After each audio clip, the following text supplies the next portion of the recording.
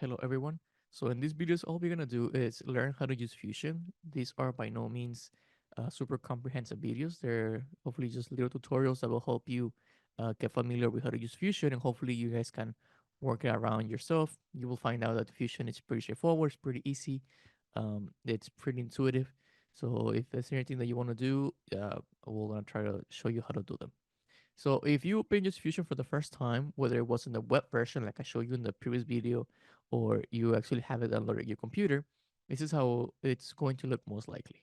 In my case, it looks a little bit more elongated because of my the dimensions from my screen, but in yours it might be something pretty similar. Um, so first things first, we see on our left we have this uh, folders is open. So this is a data panel. So if you think this is using a lot of space, you can just click on the top 9 squares on the corner here, and just that one goes away, and it makes your area bigger. So one of the first things that I wanna point out, it's just so you guys can get familiar with how the interface looks like. We have some areas here on the top. So notice how we have here design. This is what's going to look like every time you open a new part or a new project. It will look design. If you click on it, you have different stuff like render, animation, simulations, manufacture, and making drawings and so on. But for now, we're only going to be working with design.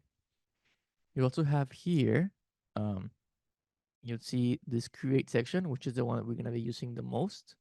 So we start first with the sketch, the extrude, some other revolve, making holes, some patterns, etc. So this is a solid section. We don't have to worry about the surface mesh on the other tabs here on the side, but you can see that each one of these is a different tab.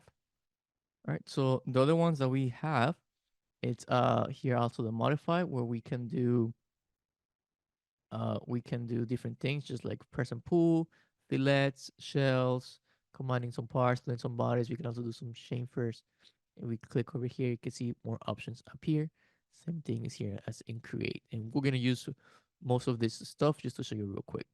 And then you have here your assemble.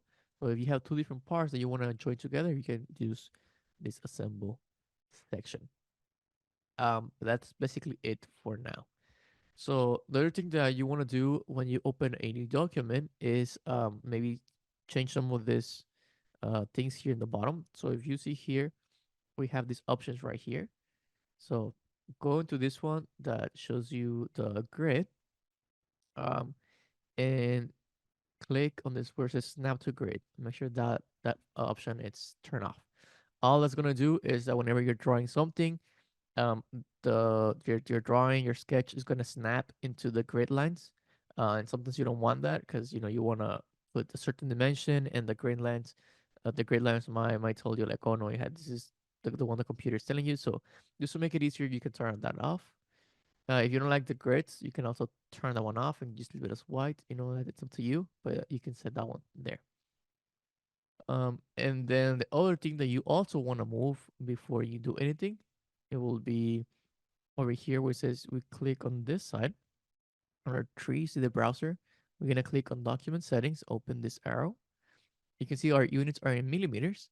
Uh, I don't know what units you guys will be working with. It could be millimeters, could be inches, whatever. But in either case, you want to change them. Click here where I'm putting that my arrow. You see change active units.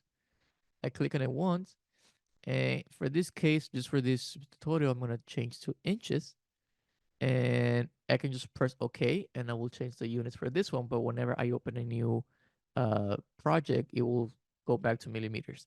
So if you want to make sure that this is consistent, you can click on set as default. So that way, every other project that I open will also be in inches. So once again, this is basically pretty much how you set up the document. So you see over here, we have more options in the file. You can save it. You can open new kind of templates to work. You can do some 3D printing as well. But right now, we're just gonna click over here in the little save icon and click save. And we're gonna name this tutorial. We're gonna say tutorial 1 and just save.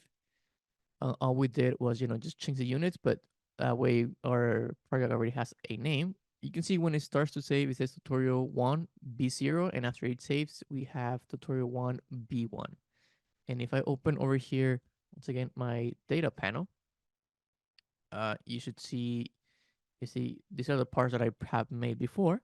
And you can see these different versions. In this case, I have B2, B1, and so on. And all they are, if you click them, is just showing you different versions of the parts that you have made before. You can see tutorial one, that's it. You can hide this.